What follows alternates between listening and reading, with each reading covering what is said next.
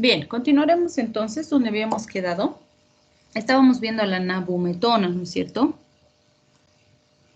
Entonces, cuando hablamos de la nabumetona, este es el único AINE no ácido que tenemos.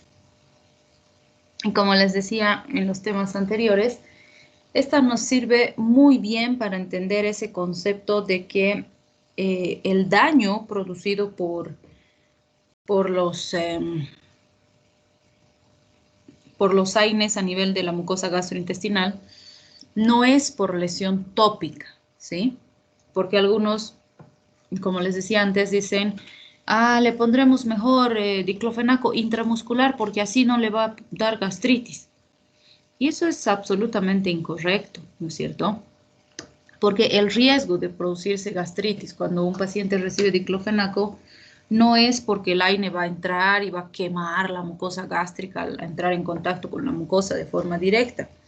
El riesgo de tener gastritis está dado por el mecanismo de acción del fármaco, por esa inhibición de la producción de prostaglandinas que tiene el fármaco, que obviamente lo va a presentar, le demos por vía endovenosa, intramuscular, oral, etcétera, se va a presentar ese efecto.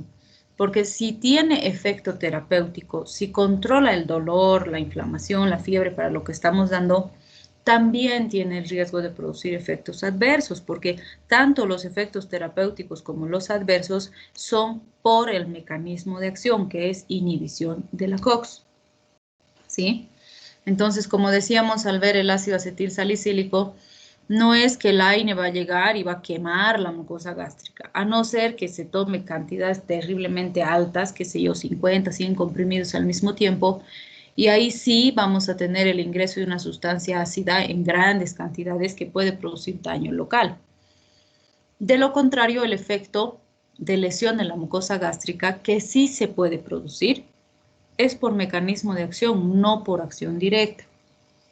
Y ese efecto se va a mantener aún usando la vía intramuscular o cualquier otra vía, ¿sí? Y por eso les decía, la nabumetona es el fármaco perfecto para entender bien esto, porque fíjense, si el efecto fuera porque es un ácido y va a llegar y va a producir lesión directa, la nabumetona no debería producir efecto en la mucosa gástrica porque no es ácido, ¿sí? Es alcalino. Pero fíjense, su capacidad de lesionar la mucosa gástrica es incluso mayor que de los AINES en general, aunque no sea ácida, ¿sí? ¿Por qué? Porque el riesgo de gastritis está relacionado a esta inhibición de la COX, que la tienen todos los AINES, ¿sí? Bien, también puede producir pseudoporfirias y fotosensibilidad, aparte de todos los efectos que hemos mencionado para los AINES como efectos adversos. Una ventaja es que no tiene circuito enterohepático y pues las indicaciones son dolor, inflamación, fiebre de leve a moderada intensidad. El naproxeno es otro AINE que vamos a analizar. Este nos interesa analizarlo dentro de los AINES, aunque no es de uso muy común en nuestro medio, pero nos interesa porque es el único AINE con un solo enantiómero. Esa es su particularidad, por decirlo así, dentro de los AINES. Entonces, si se acuerdan, cuando hablábamos de los enantiómeros, del estereoisomerismo, decíamos que los AINES, o bueno, no los AINES, los fármacos en general se caracterizan porque tienen varias formas isoméricas y obviamente la presencia de estas distintas formas isoméricas no se ha podido separar en los fármacos y que tienen la mayoría de ellos la forma levorotatoria y dextrorotatoria. Y eso implica pues que una de las formas disminuya un poco la potencia del fármaco. En cambio, en el naproxeno se ha logrado separar uno solo de los enantiómeros y es una molécula más pura. Y por esa razón es que a pesar de ser un inhibidor COX no selectivo, su capacidad de producir daño gástrico es más baja que del resto. Las hemorragias digestivas también tienen una menor incidencia, pero sí se ha visto que puede asociarse a neumonitis alérgicas, vasculitis leucocitoclásticas, pseudoporfirias, como algunas de sus complicaciones graves, que son poco comunes, pero que siempre hay que tenerlas en cuenta y vigilar al paciente. Las indicaciones son las mismas que del resto de los AINES, dolor, inflamación, fiebre de leve a moderada intensidad.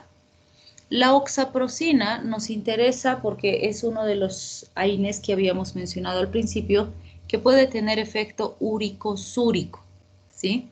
Es decir, que aparte del efecto sobre el dolor, la inflamación, la fiebre, también aumenta la eliminación de ácido úrico por la orina.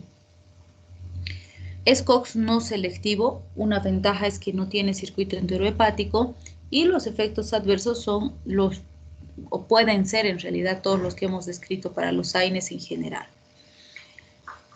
El piroxicam es un AINE muy particular en el entendido de que vamos a ver que es bastante utilizado. Vamos a ver que uno de sus elementos importantes es el control del dolor. Es un excelente analgésico, o sea, tiene las 4 A's de los AINES, pero la potencia analgésica que tiene es realmente importante. Entonces se usa bastante, sobre todo en pacientes con dolores neuropáticos y demás, porque fíjense, aparte de ser un inhibidor no selectivo de la COX, también vamos a ver que en dosis altas disminuye la migración de los polimorfonucleares, la actividad de los radicales de oxígeno y la función linfocítica. También vamos a ver que en lo que corresponde a las úlceras pépticas y a las hemorragias digestivas, su capacidad de producir estas lesiones es 9.5 veces más alta que del resto de los AINES. Y esto nos interesa de forma muy importante porque, fíjense el nombre, piroxicam, es muy parecido a meloxicam.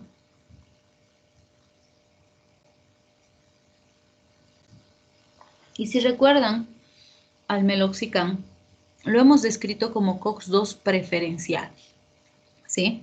Porque es un COX-2 preferencial. ¿Qué significa eso? Que su capacidad de producir lesión de la mucosa gástrica, siempre que se mantengan dosis correctas en este fármaco, pues su capacidad de producir lesión gástrica es mínima, ¿sí?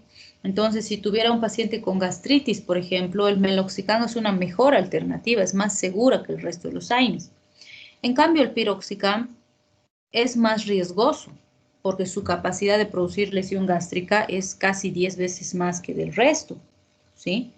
Entonces, a veces lo suelen encasillar en el mismo grupo porque evidentemente tanto el piroxicam como el meloxicam son derivados de los oxicams, ¿sí? Tienen un origen químico similar, podríamos decir, pero sus características son diferentes. Entonces no debemos olvidar ni confundirlos. El piroxicam no es COX-2 preferencial o selectivo. Más bien su potencia de producir lesión de la mucosa gástrica es más alta que del resto de los AINES, ¿sí? Y eso es algo que no debemos confundir. Y para que vean que se usa bastante el piroxicam, en el famoso, por ejemplo, flogiatrin B12, que se usa mucho en pacientes con neuralgias, con ciáticas y demás, que viene asociación de complejo B con un analgésico, el piroxicam es uno de los que se asocia con más frecuencia, ¿sí? Entonces, es excelente, tiene muy buen efecto, pero hay que tener cuidado con esta capacidad de producir lesión de la mucosa gástrica. Y normalmente, pues si usamos piroxicam, vamos a usar protectorcitos de la mucosa gástrica para evitar complicaciones. El sulindaco nos interesa porque con este ya se ha evidenciado que dosis bajas de sulindaco de forma sistemática, es decir, tomando todos los días, es un factor protector de varios tipos de cáncer. Entonces se ha visto que puede prevenir la aparición de cáncer de colon, de mama y de próstata. Existen ensayos clínicos serios, bien documentados, que han demostrado esta ventaja de este fármaco, por eso es que nos interesa. Porque después el resto de características son bastante similares a las que hemos descrito para el grupo de AINES en general. Es COX no selectivo, tiene circuito enterohepático. Entre sus efectos adversos más graves en relación a los AINES convencionales, se ha descrito síndromes de Steven-Johnson, necrólisis epidémicas, trombocitopenias, agranulocitosis, síndromes nefróticos y pues elevación de las transaminasas y daño colestásico a nivel hepático, sobre todo en dosis más altas y por periodos más largos de tiempo. Obviamente, para la prevención del cáncer, las dosis que se usan son bien bajitas y eso nos ayuda a disminuir el riesgo de complicaciones. Pero obviamente estamos diciendo disminuir riesgo, no estamos diciendo eliminar riesgo. Entonces siempre hay que vigilar al paciente. Por lo tanto, aparte de enfermedades o situaciones en las que necesitemos controlar dolor, inflamación, fiebre de leve a moderada intensidad, también en pacientes en los que queremos hacer profilaxis de estos tipos de cáncer va a ser de utilidad. Y una de las situaciones en las que ha demostrado bastante utilidad, sobre todo por su relación con el cáncer de colon, son las poliposis intestinales familiares, donde ayuda de forma bastante importante a controlar mejor las características del paciente. Bien, cuando hablamos de la selección del mejor AINE para el paciente, aquí les digo siempre que no existen recetas de cocina. O sea, no existen recetas universales que podamos estandarizar y decir el mejor AINE es el ibuprofeno, por decir uno, o el mejor AINE es el diclofenaco. No, porque puede ser el mejor para mi paciente A y para mi paciente B es la peor cosa que existe. No le sirve y además le hace mucho daño. Entonces, para cada paciente va a ser diferente la respuesta. Evidentemente, pues en un porcentaje alto voy a tener buenas respuestas con los fármacos que conozco, pero siempre van a haber pacientes que no responden adecuadamente a las terapias que estemos utilizando. Entonces, fíjense, vamos a ver que debo considerar la toxicidad, la eficacia, el costo, la seguridad y los factores personales, ¿sí? Pero, obviamente, todos estos elementos pueden tener elementos de variación entre uno y otro paciente. Por lo tanto, el mejor AINE va a ser el que consiga mi objetivo terapéutico en cada paciente.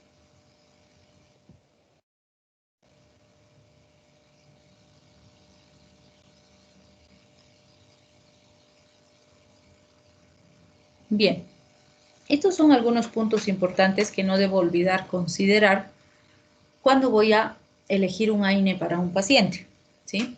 Por ejemplo, si hacemos la relación costo-beneficio, algunos de los elementos de toxicidad no se me pueden pasar por alto. Por ejemplo, si tengo pacientes con insuficiencia renal, entonces necesito buscar fármacos que sean más seguros para el riñón, ¿sí? Por ejemplo, los salicilatos no acetilados son más seguros para el riñón. Si hablamos de las insuficiencias hepáticas, cuando hablamos de la insuficiencia hepática como cuadro de base, recuerden que el diclofenaco es uno de los más tóxicos para el hígado, entonces no se debe usar diclofenaco. Si tengo pacientes con enfermedades pépticas, ulcerosas y demás, serán más adecuados los COX-2 selectivos o en su caso los COX-2 preferenciales como el meloxicam, por ejemplo, o la asociación de un AINE con un inhibidor de bomba de protones como el omeprazol o un antagonista H2 como la ranitidina, de modo que pueda minimizar el riesgo, ¿sí? Y en las reacciones adversas al fármaco, pues vamos a ver que son conocidos por su alta toxicidad, por ejemplo, la indometacina y el meclofenamato. De estas dos, el meclofenamato no lo hemos visto. Y son conocidas por su baja toxicidad el ácido acetil salicílico, el ibuprofeno. Y aquí, pues, el ácido acetil salicílico se presta muy bien para hacer un análisis particular. El ácido acetil salicílico es bastante seguro y mínimamente tóxico en sus dosis como antiagregante plaquetario.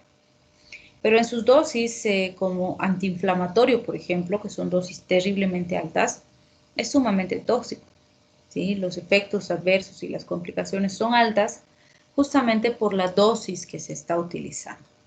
Entonces habrá que analizar en cada uno de los casos cuál es el elemento importante que debemos analizar para evitar que se produzcan complicaciones a este nivel, ¿sí?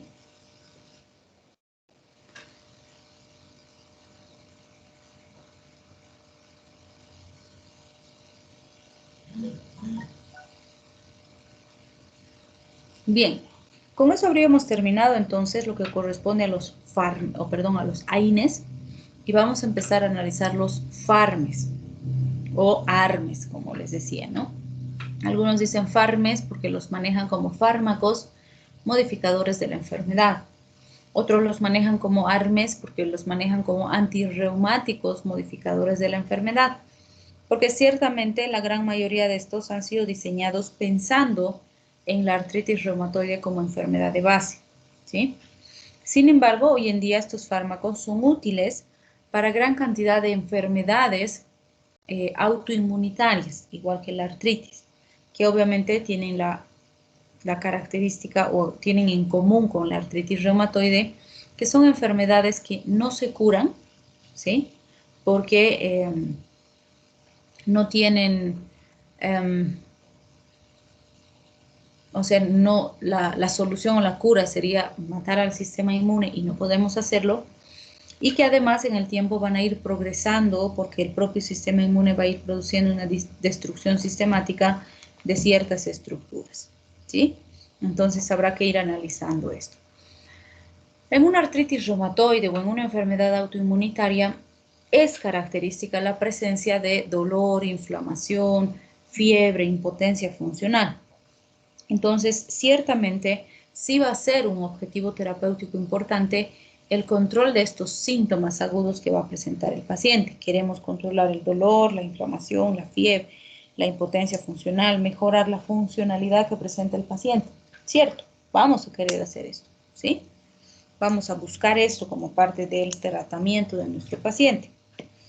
Sin embargo, pues como habíamos dicho ya al principio, esto no es lo único que necesitamos pensar en ese paciente, porque ese paciente sabemos que tiene una enfermedad crónica, que es una enfermedad que no se cura y que es una enfermedad que a medida que el tiempo vaya pasando va a ir produciendo un impacto en las estructuras del paciente, ¿sí?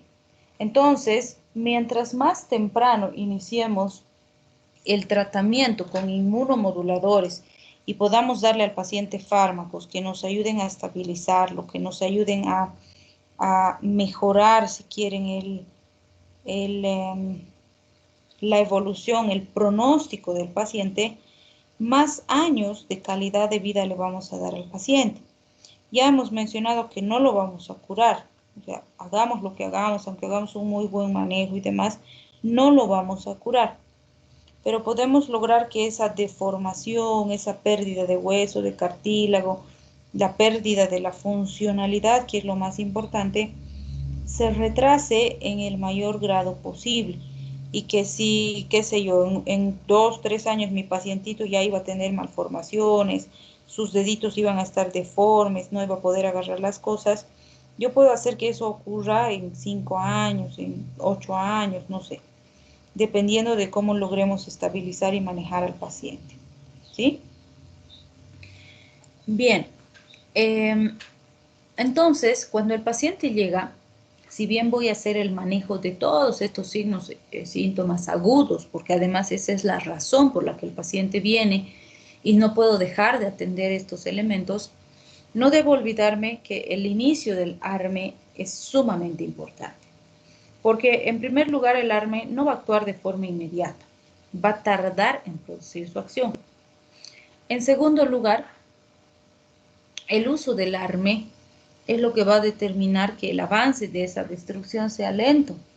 Y aunque el paciente no lo perciba como una necesidad inmediata, es lo mejor que puedo hacer por el paciente porque así lo estoy cuidando a largo plazo. Estoy asegurándome, por decirlo así, de que su futuro sea más, podríamos decir, más llevadero, que más tiempo pueda seguir trabajando, pueda realizar sus actividades cotidianas sin gran dificultad, sin dolor, sin molestias, ¿no? Entonces, no lo vamos a curar, pero sí podemos ayudarlo a tener una calidad de vida más adecuada. El tiempo de acción de estos fármacos, como ya dijimos, es lento. Pueden aparecer en 3 semanas, en 6 semanas, algunos en más tiempo, algunos en un poquito menos de tiempo, pero ciertamente no son inmediatos. Por lo tanto, siempre debo hacer la asociación de los dos tratamientos, porque necesito controlar de forma aguda los síntomas que presenta el paciente, y necesito de forma crónica estabilizar, disminuir, lentificar la velocidad de destrucción, ¿sí? Un tiempo se han usado las sales de oro con este objetivo también como Farme, pero al ver justamente su alto grado de toxicidad, pues se han ido dejando de utilizar.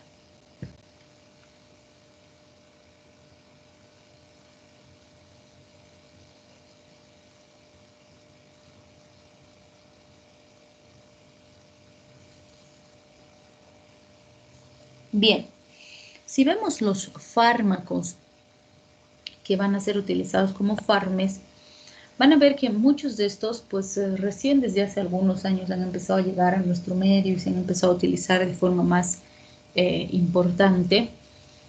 Y van a ver que muchos de ellos, pues ya los conocemos o los hemos conocido en la historia con otros usos, para otras aplicaciones, pero también nos van a servir en este tipo de situaciones. Entonces, vamos a empezar con el Abatacept, que vamos a ver que es un fármaco que actúa a nivel de lo que es la presentación del antígeno en lo que corresponde a la respuesta del sistema inmune. Entonces, recordamos de la respuesta inmune que la célula presentadora de antígeno en sus subunidades CD80 y CD86 va a fijar al antígeno para presentárselo al linfocito T. Y al presentárselo al linfocito T, el linfocito T en su subunidad CD28 va a reconocer el antígeno y lo va a empezar a destruir. Básicamente, la célula presentadora de antígeno trae y le dice al linfocito, mira, esto tienes que destruir, ¿sí? Y este es un paso sumamente importante de nuestra respuesta inmune. El gran problema es que lo que esta célula presentadora de antígeno le muestra al linfocito es el propio tejido del paciente, le muestra su propio cartílago, le muestra su propio hueso. Entonces el linfocito T activa todos sus arsenales, hace todo lo que puede para destruir su propio tejido. Y es por eso que es una enfermedad tan dañina y va deteriorando progresivamente al propio paciente, ¿sí? Entonces, cuando nosotros interferimos, interrumpimos este proceso de presentación, logramos disminuir potencialmente la destrucción de los tejidos del paciente, de sus propias estructuras, ¿sí? Entonces, lo que vamos a hacer es bloquear las subunidades CD80 y CD86 de la célula presentadora, de modo que no se produzca la presentación del antígeno. Y eso disminuye potencialmente el grado de destrucción. Ha dado buenos resultados en pacientes con artritis reumatoide moderada o grave que no están respondiendo bien a otras alternativas terapéuticas. Y fíjense las dosis. Se da una dosis inicial, que sería la dosis 0, de 500 miligramos por día, o bueno, en realidad en un pulso. A las 2 semanas se le da 750 miligramos, que sería un segundo pulso. A las 4 semanas se sube a 1000 miligramos y después se mantiene esos 1000 miligramos o 1 gramo una sola vez al mes y se repite cada mes una sola dosis. Entonces, con eso logramos este efecto inmunomodulador de forma bastante eficiente. Sí es cierto que como vamos a producir una disminución de la respuesta inmune o de la capacidad de respuesta inmune del paciente, podemos observar infecciones graves, aumento de riesgo de infecciones respiratorias, el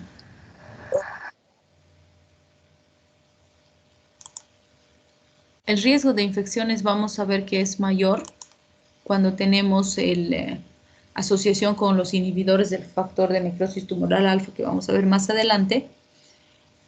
En raros casos se ha descrito hipersensibilidad, anafilaxia, que puede ser igual que con cualquier otro grupo farmacológico, y la aparición de linfomas está todavía cuestionado en el entendido de que sí han habido pacientes que han manifestado linfomas, ¿sí?, y que estaban tomando este fármaco, pero todavía no se ha encontrado una relación directa del fármaco con la aparición de linfomas. Entonces se cree que podría estar relacionado, pero no existe todavía la información científica que nos permita decir si tiene relación o no tiene relación. Así que todavía por el momento está interrogado. Bien, otro de los fármacos dentro de lo que son los FARME o los ARME es la azatioprina.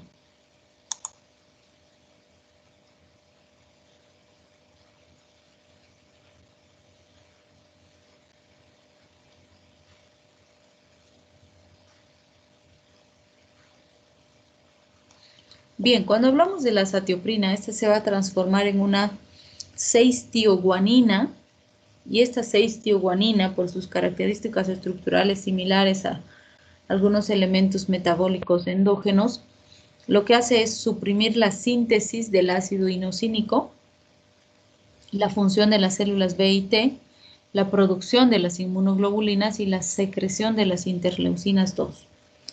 Entonces, realmente la potencia, el efecto es bastante intenso a nivel de la respuesta del sistema inmune. Produce una respuesta inmunitaria bastante eficiente. Entonces, puede ser útil en enfermedades autoinmunitarias como las artritis reumatoides, pero también se ha probado en otras como artritis psoriásicas, polimiositis, lupus, enfermedades de Beckett y demás. Lo que se va a observar es una inhibición intensa del sistema inmune que nos ayuda a lentificar el daño en estas enfermedades autoinmunes, pero como efectos adversos, lógicamente, se puede observar supresión de la médula ósea, trastornos gastrointestinales, mayor riesgo de infecciones oportunistas, sobre todo de infecciones en vías respiratorias. Esta sí se ha ligado de forma directa a un aumento de la incidencia de linfomas, ¿sí? Entonces sí hay un aumento del riesgo de linfomas en los pacientes. En raros casos se ha visto fiebre, exantema y hepatotoxicidad.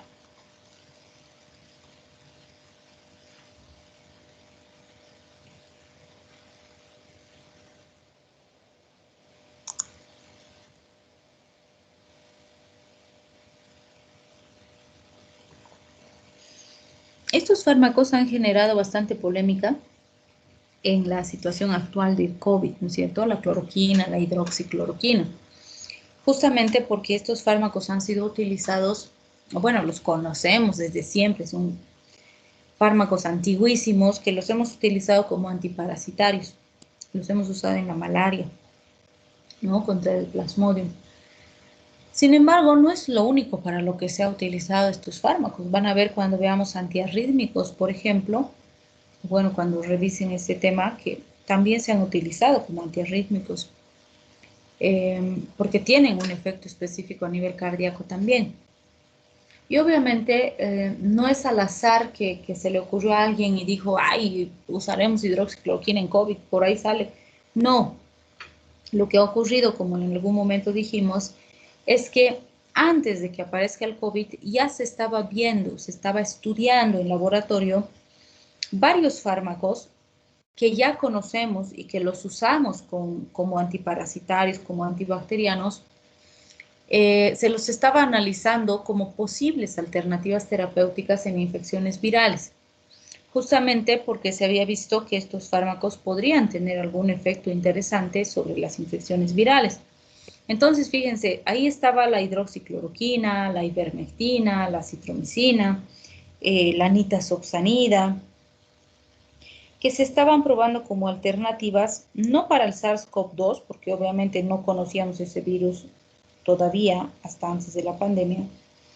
Entonces se estaba probando, tratando de encontrar, o bueno, ver si son alternativas en otras infecciones virales. Entonces estaba probando con VIH, con dengue, con el SARS-CoV-1, con el MERS, ¿no? Que han sido virus, o bueno, son virus que nos traen bastantes implicaciones importantes en la salud. Entonces se estaba probando contra estas infecciones virales en laboratorio. Y lo que se encontró cuando se fue analizando estas infecciones es que podrían, de cierta forma, disminuir la replicación del virus y también limitar, de cierta forma, la penetración del virus a la célula huésped. Obviamente los resultados que han obtenido en relación a esto son resultados in vitro, es decir, en laboratorio. Por eso es que cuando se postula que podría ser útil la ivermectina, se habla de resultados in vitro, ¿Qué quiere decir eso? Una vez que se ha visto estos resultados, se los ha aplicado, se los ha probado in vitro, recién deberían pasar a sus fases de experimentación en animalitos, en humanos y después en población. Pero como la pandemia nos ha pillado, por decirlo así, en medio proceso, ante la desesperación y la situación pandémica en la que estábamos, se ha determinado que podrían ser de utilidad en base a estos hallazgos laboratoriales que tenemos. ¿No lo sabemos con precisión? Pues no, porque no necesariamente lo que se ve in vitro se va a reproducir in vivo. Puede pasar o puede no pasar nada, ¿sí? Entonces, a pesar de esa incertidumbre, pues se ha empezado a utilizar porque obviamente en la situación en la que estamos, pues no tenemos muchas alternativas, no tenemos muchas armas, muchas herramientas que nos puedan ayudar contra esta infección. Entonces, ante eso es que se ha empezado a utilizar en población a pesar de no haber sido probado en estas otras fases. ¿De dónde va a salir la información? Si sirve, no sirve, si ayuda, no ayuda, etcétera, de lo que se está aplicando hoy en día.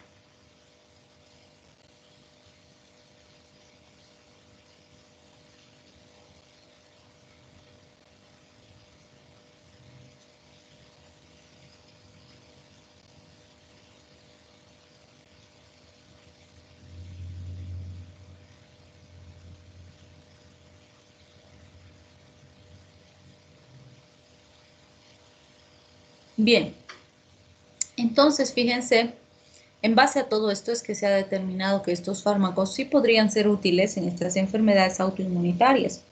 Es más, cuando al principio se utilizaba en COVID decían, no, mucho riesgo cardíaco, peligrosísimo.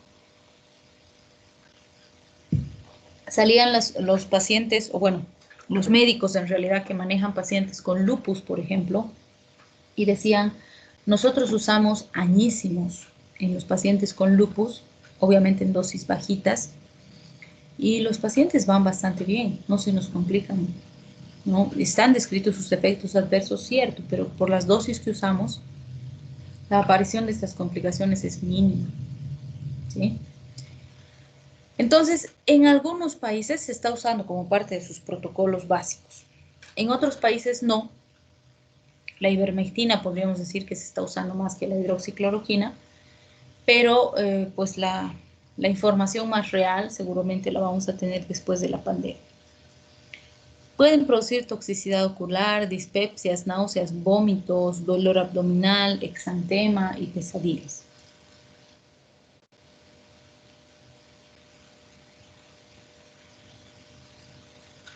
¿Cuál sería el mecanismo de acción cuando hablamos de este grupo farmacológico? Vamos a ver que el mecanismo de acción está,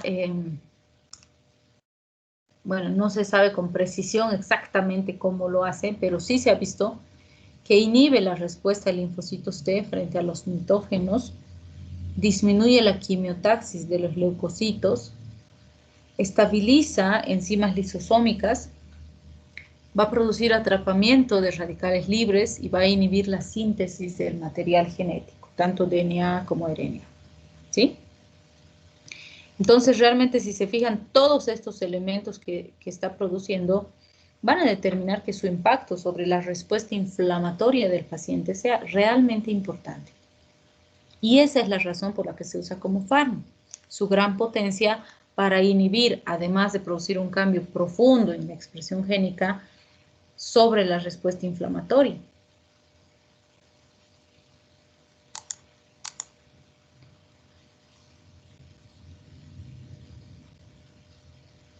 Otro fármaco que podemos mencionar dentro de lo que son los fármacos es la ciclofosfamida, que se va a convertir en una mostasa de fosforamida, formando enlaces cruzados con el DNA y de esta forma evitando la replicación celular, suprimiendo además de forma intensa la función de las células T y las células B. Entonces, fíjense, su mecanismo de acción implica una inhibición profunda de la respuesta inmune celular y humoral. Ha dado resultados interesantes en artritis reumatoides, lupus, vasculitis, granulomatosis de Wegener, como algunos de los sitios más importantes donde se ha visto su acción.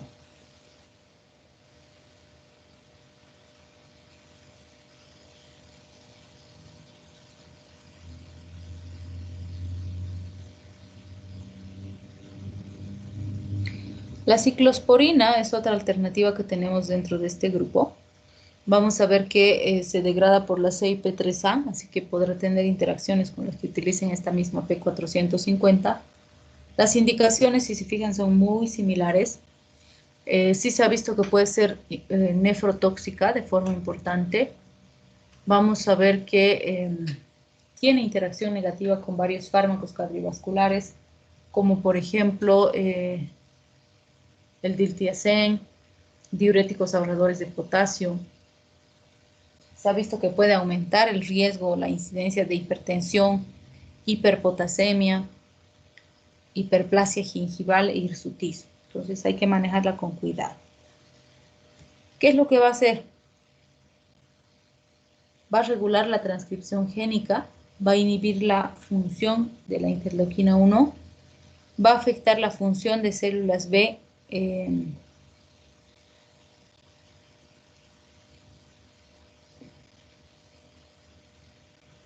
que son dependientes de linfocitos T también.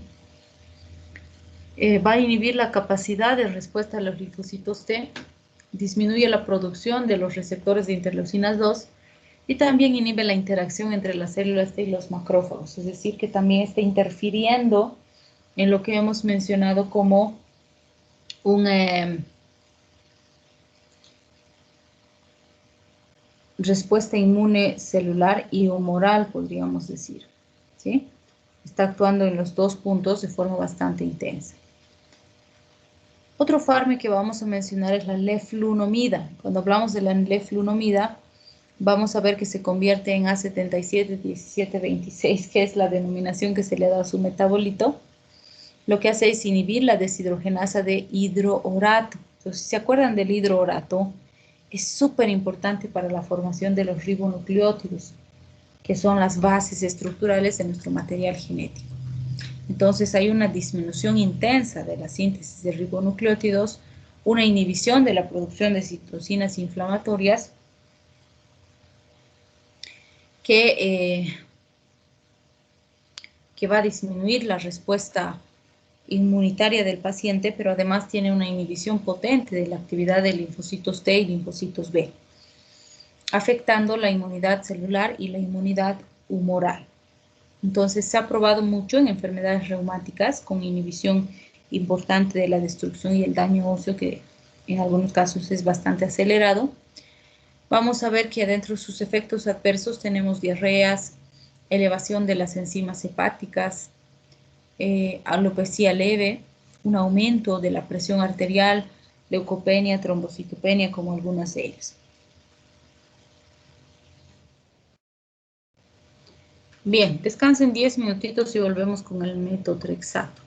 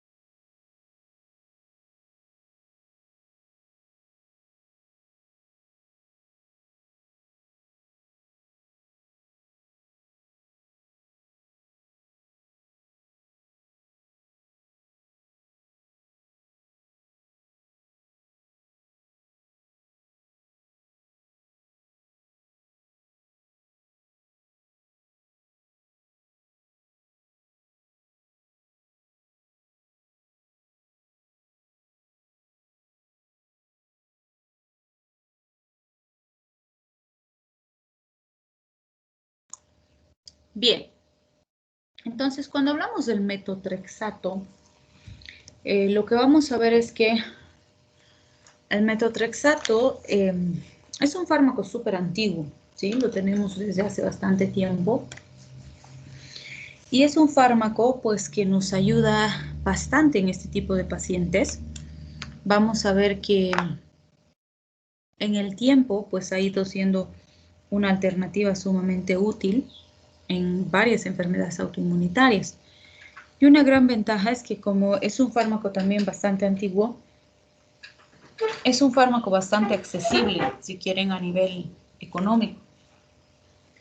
Entonces, la gran mayoría de nuestros seguros de salud tienen metotrexato y usan metotrexato. Cuando hablamos entonces de este fármaco, fíjense, se ha usado y se usa actualmente en muchas enfermedades autoinmunitarias. Fíjense la gran lista, básicamente todas las que hemos ido mencionando pueden beneficiarse del metotrexato. Y para esto se usa en dosis sumamente bajitas, ¿sí? En dosis de 10, 15, 25 miligramos por semana.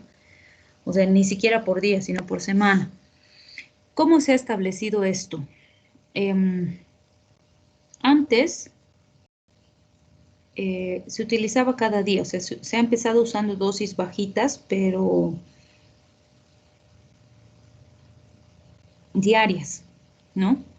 Entonces, ¿qué se ha hecho? Se han hecho estudios en los que se ha comparado los beneficios utilizando estas dosis bajitas todos los días versus los beneficios usando dosis bajita una sola vez por semana.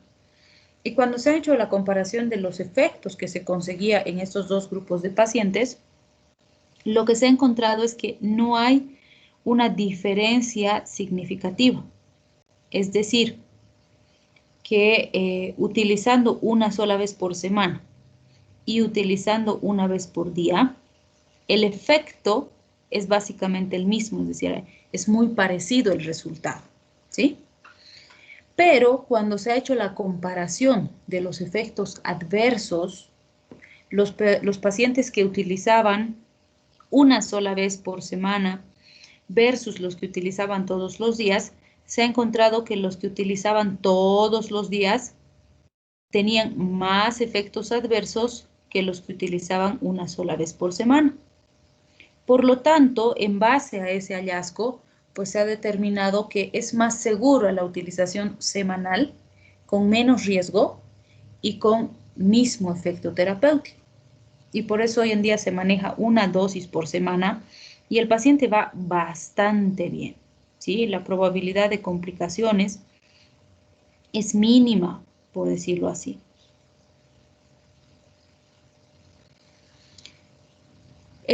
Sí tenemos efectos adversos importantes, se han descrito náuseas, úlceras, es bastante gastrotóxico, o sea, produce molestias gastrointestinales, pero en general con dosis así tan bajitas es menor la molestia, pero sí es necesario, hay que usar protectores gástricos.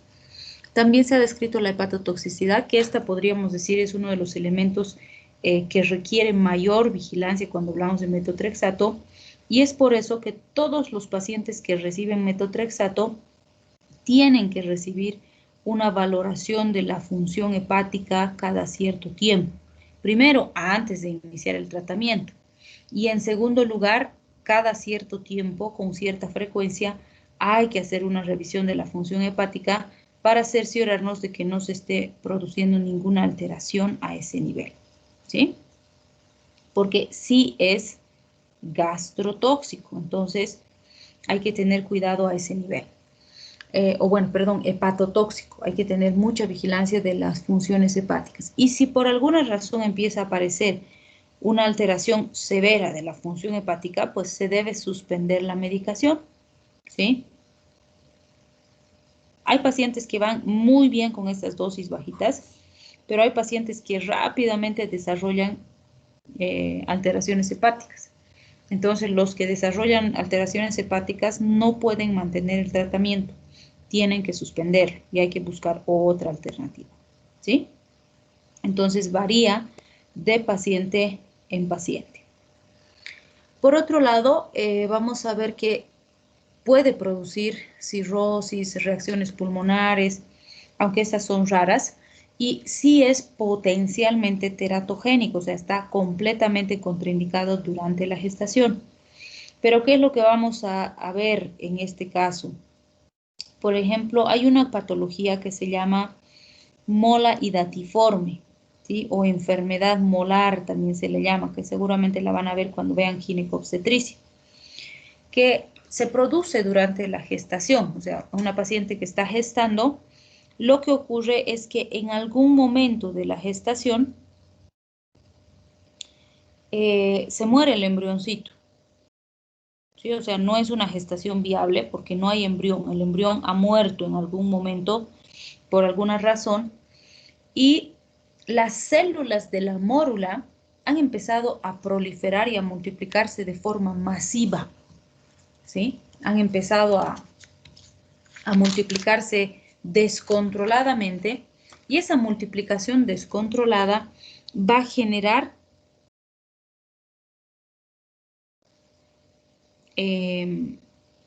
alteraciones importantes de la función de la célula, porque va a ser literalmente una masa de células que se está multiplicando de forma anárquica, sin ningún objetivo, porque ya no existe una gestación, ya no existe embrión, o sea que no hay una gestación viable por ahí, y además se comporta como tumor, porque primero crece, crece, crece desmedidamente, y segundo, empieza a producir, como digo, a mandar metástasis. Es decir, empieza a mandar grupitos de células anárquicas a otros tejidos. Entonces, realmente es un problema bastante importante y se lo maneja como un tumor. Entonces, se le hace quimioterapia a la paciente. Y en el proceso de la quimioterapia que se va a realizar, se usa metotrexato. Obviamente no en dosis así bajitas, sino en dosis terriblemente altas, porque estamos buscando efecto quimioterapéutico. Entonces queremos matar, destruir células.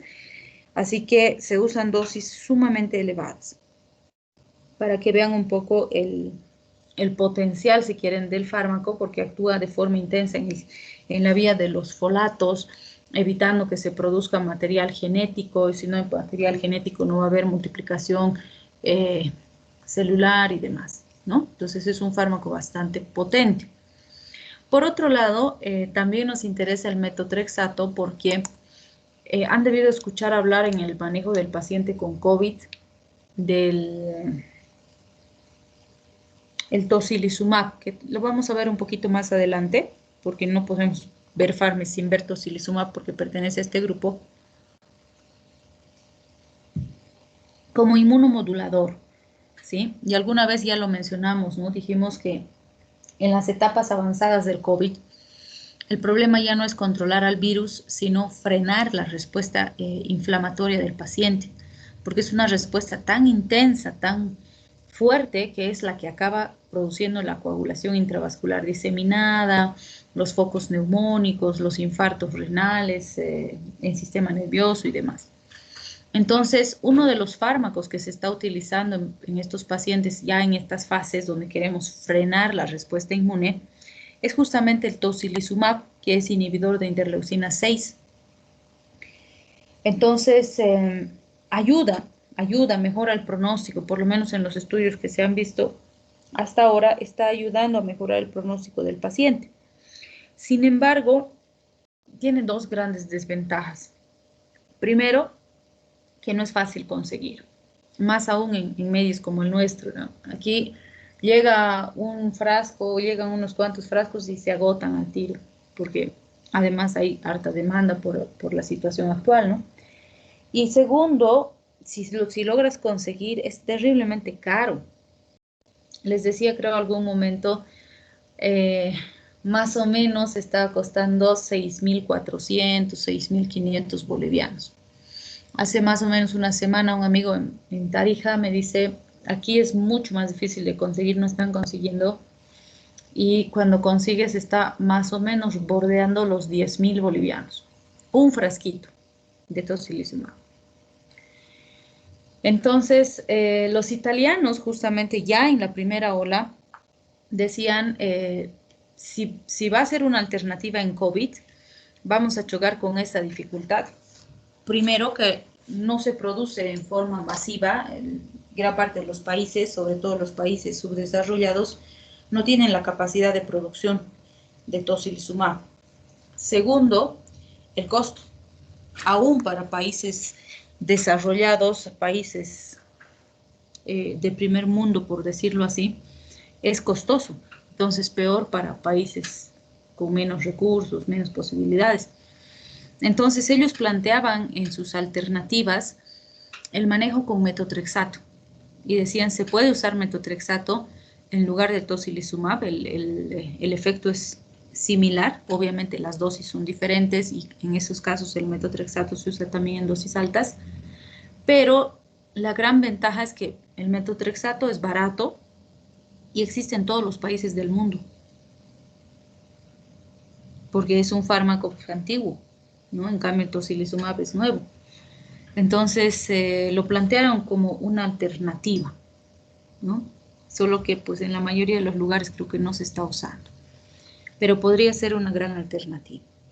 Entonces fíjense, en este caso para su efecto como FARME nos interesa la inhibición de las citocinas proinflamatorias, que es bastante importante, la inhibición de la proliferación y estimulación de la apoptosis en las células inmunes, frenando de forma importante la respuesta inmune del paciente, y la inhibición de la sintetasa de timidilato y transformilasa de ribonucleótido aminoimidazol carboxibenzamina.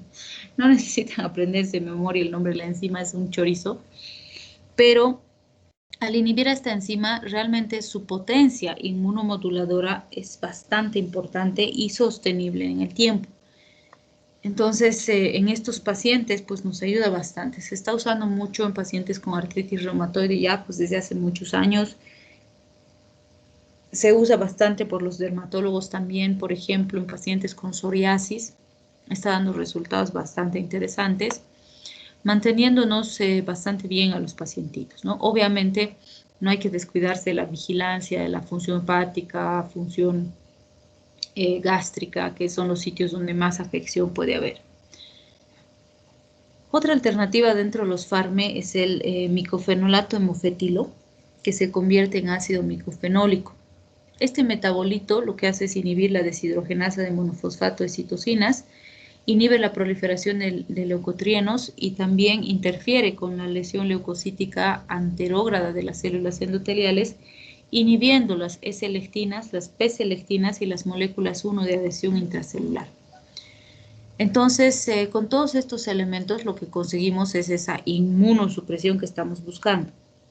Se ha probado con buenos resultados en enfermedad renal por lupus, en vasculitis y en granulomatosis de Werner, con buenos resultados.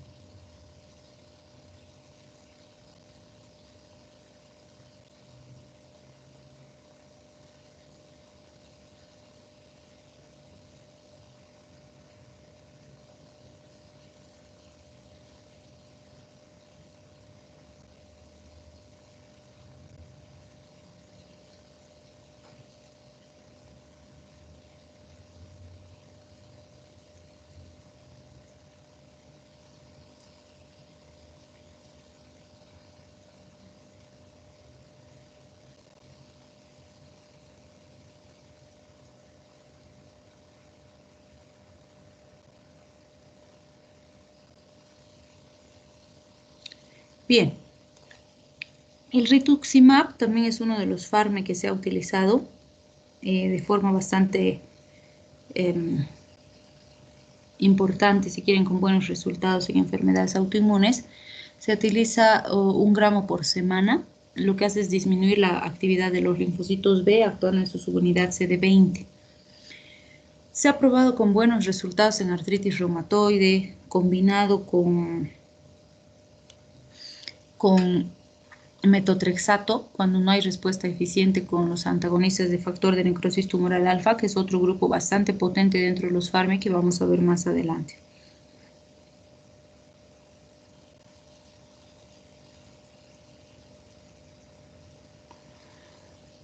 Puede producir urticarias, exantema, anafilaxia, disminución de inmunoglobulinas G y M, y obviamente aumenta el riesgo de infecciones oportunistas, sobre todo las respiratorias, igual que en los casos anteriores. En raros casos se ha visto afección cardiovascular, pero no es algo común. También tenemos la sulfasalacina, que se ha probado en los casos de enfermedades autoinmunes. Sí tiene efectos adversos importantes como náuseas, vómitos, cefaleas, exantemas, toxicidad hemática, donde se ha descrito anemias hemolíticas, methemoglobinemias, neutropenias, púrpuras, aunque es rara en las dosis pequeñas que se usan como farme, pero en otros usos donde se usan dosis más altas sí son bastante frecuentes, así que hay que vigilar al paciente. Se ha visto toxicidad pulmonar y pues alteraciones de la fecundidad en los pacientes masculinos. Esta se convierte en dos metabolitos, sulfapiridina y ácido 5-aminosalicílico. Entonces lo que vamos a ver es que hay una disminución importante del factor reumatoide y de las inmunoglobulinas A y M, supresión de la respuesta de las células T, inhibición de la liberación de citocinas inflamatorias e inhibición de la proliferación de las células B. Entonces, en todos estos elementos lo que vamos a observar es que, si se fijan, estamos suprimiendo de forma importante respuesta inmune celular, respuesta inmune humoral y producción de factores inflamatorios. Entonces, sí produce una respuesta inmunomoduladora bastante eficiente. Y uno de los grupos que se ha empezado a manejar bastante estos últimos años es el de los antagonistas de los factores de necrosis tumoral alfa, donde tenemos el adalimumab como uno de los que se está usando bastante, que se usa 40 miligramos por semana y se puede ir espaciando en algunos casos cada 2 semanas, hasta cada 3 semanas, dependiendo de cómo va respondiendo el paciente. Este actúa como un anticuerpo monoclonal de inmunoglobulinas 1 contra el factor de necrosis tumoral, evitando la interacción de este con los receptores P55 y P75, disminuyendo además la actividad de los macrófagos y de los linfocitos T. Entonces, fíjense, puede ser útil en todas esas enfermedades autoinmunitarias que hemos mencionado, y el riesgo es que aparezcan infecciones bacterianas oportunistas, leucopenia, vasculitis, positivización de algunos laboratorios como el ANA, pero pues riesgo-beneficio, igual que en todos los casos anteriores, ¿no? Pero vigilancia del paciente. El infliximab es otra de las alternativas que se está usando en este grupo. Este sale bastante eficiente, si quieren, en el sentido de que se puede usar cada 8 semanas. Entonces el espacio entre dosis y dosis es más amplio. El mecanismo de acción es el mismo que hemos mencionado antes, va a evitar que el factor de necrosis tumoral alfa se una a sus receptores, actuando como un anticuerpo sintético frente al factor de necrosis tumoral alfa. Entonces es bastante eficiente. La desventaja de este es que ya se ha descrito que el propio organismo del paciente puede generar anticuerpos contra el fármaco. Entonces, si ese es el caso, o sea, si se producen esos anticuerpos, pues vamos a tener fracaso terapéutico, ¿no? Porque literalmente el organismo del paciente está produciendo anticuerpos contra el fármaco que estamos utilizando. A eso se refiere con las inmunoglobulinas antiquiméricas, ¿no? Y después los efectos adversos son muy parecidos a los anteriores. Mayor riesgo de infecciones respiratorias, activación de tuberculosis, primoinfecciones tuberculosas en realidad, desmielinización, leucopenias, hepatitis, vasculitis, positivización de algunos laboratorios como el ANA. Este otro, etanercept, se puede 25 miligramos 2 veces por semana. El mecanismo es similar al anterior, pero además va a tener inhibición de las linfotoxinas alfa, entonces es un poquito más potente. Y aparte de que se aplica o es de utilidad en estas enfermedades autoinmunes, en todas las que hemos mencionado, en la esclerodermia, granulomatosis de Wegener, artritis de células gigantes y sarcoidosis, que suelen ser más rebeldes, por decirlo así, que no responden de forma muy eficiente a la mayoría de los tratamientos que hemos mencionado, suelen responder mejor con estos fármacos, pero pues varía también de paciente en paciente. En este caso también se han descrito inmunoglobulinas antiquiméricas que pueden comprometer y determinar fracaso terapéutico. Y acá tenemos al tocilizumab del que estábamos hablando, ¿no es cierto? No podemos ver Farmes sin mencionarlo. Entonces el tocilizumab es un inhibidor de las interleucinas 6, antagonista de interleucina 6. Entonces se une a los receptores de interleucina 6, tanto a los solubles como a los unidos a la membrana, y produce un potente efecto inhibidor de la respuesta inflamatoria, sobre todo la mediada en las células inflamatorias, macrófagos, linfocitos, también a nivel de fibroblastos. Entonces su efecto sobre la respuesta inflamatoria es bastante potente. Fíjense, los frascos llegan, en general este Actemra es el que se ha estado utilizando en nuestro medio, que llega de 400 miligramos en 20 ml, ¿no? Y si ustedes calculan, por ejemplo, 4 miligramos por kilo, bueno, sería menos de un frasco. Pero idealmente lo que se ha recomendado en COVID es que sean 8 miligramos por kilo. Y si calculan para un paciente promedio con 8 miligramos kilo, uno de 70 kilos, pues un frasquito no es suficiente. Más o menos es un frasco y medio que necesitaría el paciente. Pero en general a nuestros pacientes les están poniendo un frasco, porque es lo que se logra conseguir, ¿no? Y el costo y demás. Se mezcla con soluciones y en general se recomienda pasarles en 60 minutos para evitar efectos adversos, complicaciones, y pues va bastante bien, ¿no? En el caso de COVID, en la mayor parte de los pacientes les están poniendo una dosis.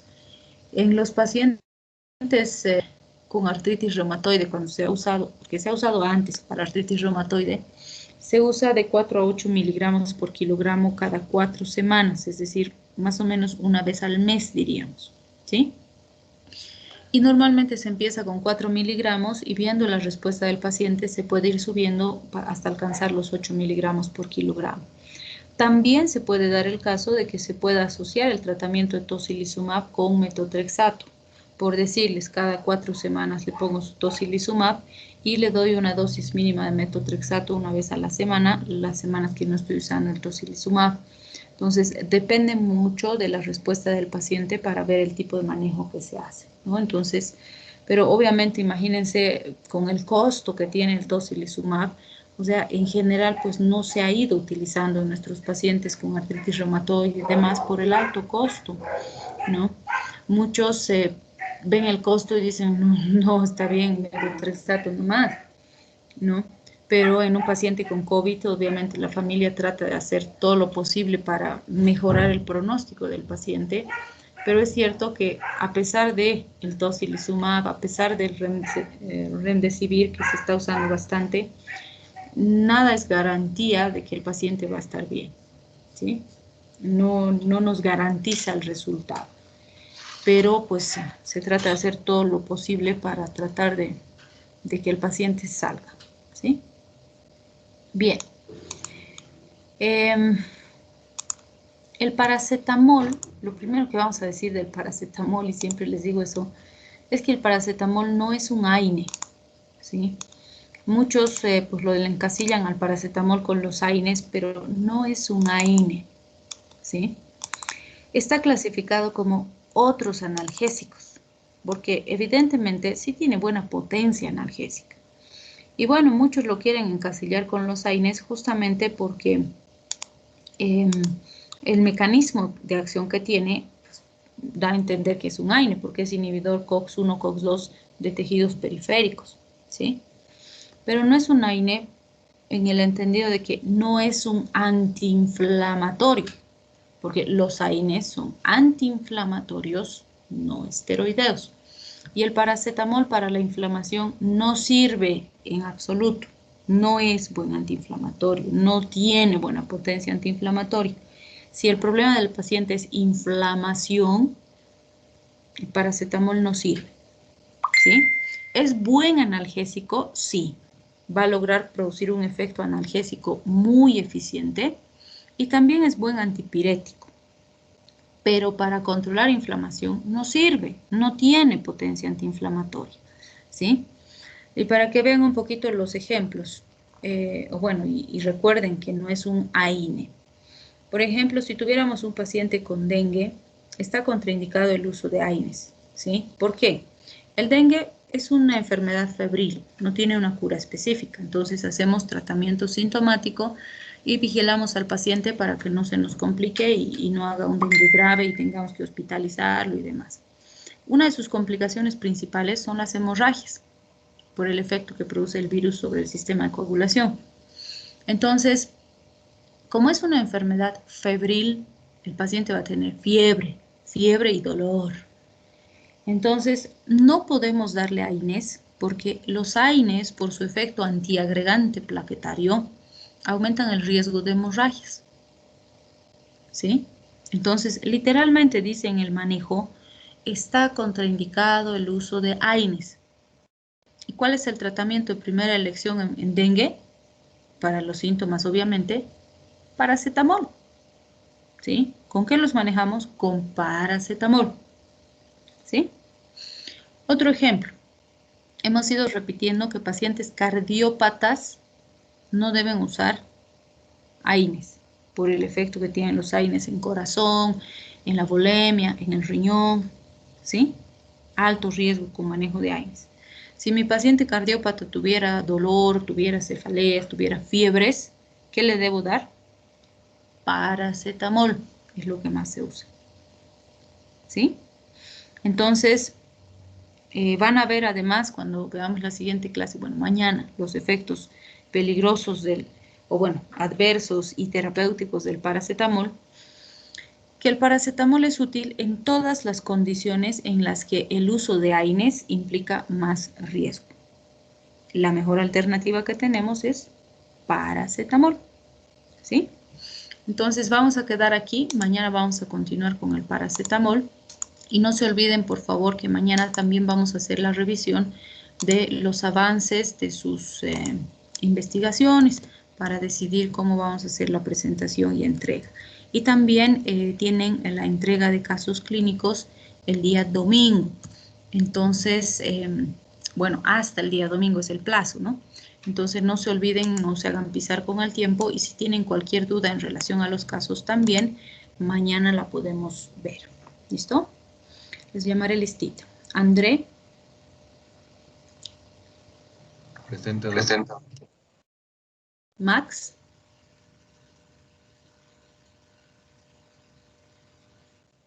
María Alejandra.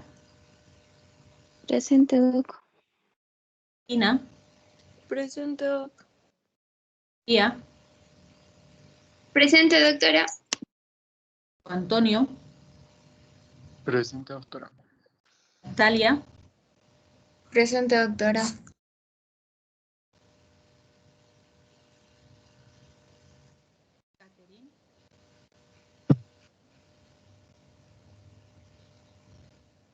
Erika. Presente, doc. Presente. No, Ballesteros presente.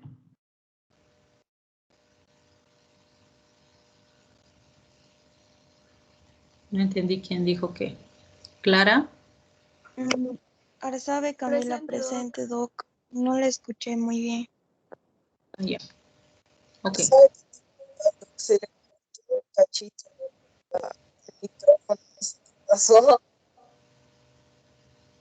Catherine.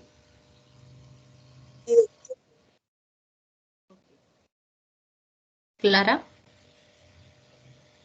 Presente, doc. Roxana. Presente, doctora. Wilson. Presente, doctora. Lucía. Presente, doc. Gabriela. Doc, estaba sin micrófono, pero está en la clase. Ya. No se olviden que sus cámaras y sus micrófonos deben funcionar a la perfección para sus defensas, ¿eh? Porque quien no tiene cámara y micrófono en defensa es como que no defiende, entonces tiene 0. Tienen para la otra semana para arreglar, ¿ya? Cristian. Presente, Doc. Adriana. Presente. Ronald.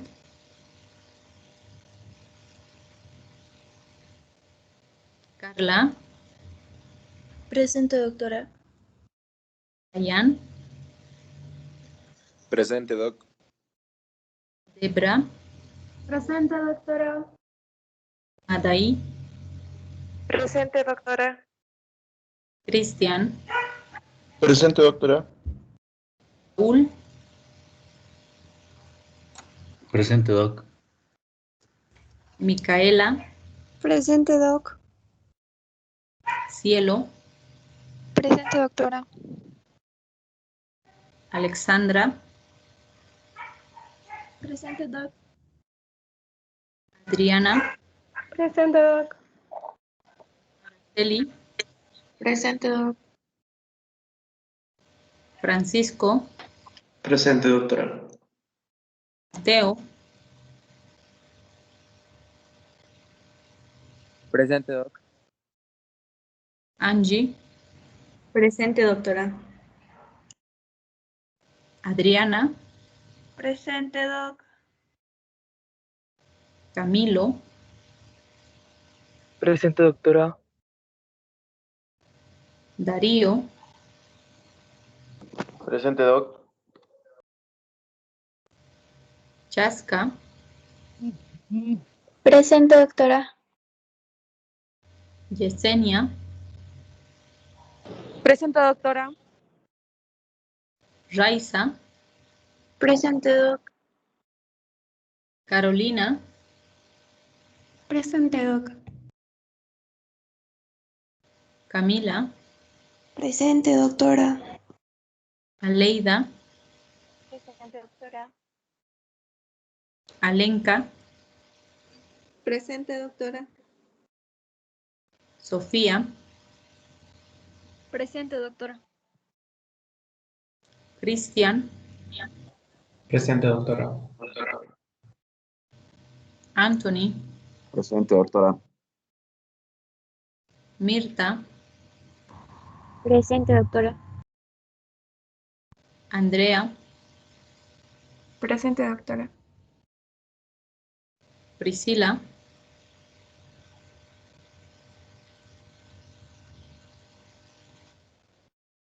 Mohamed. Presente, doctora. Luciana. Presente, doc. Valeria. Presente, doctora. Kelly. Presente, doctora. Stephanie.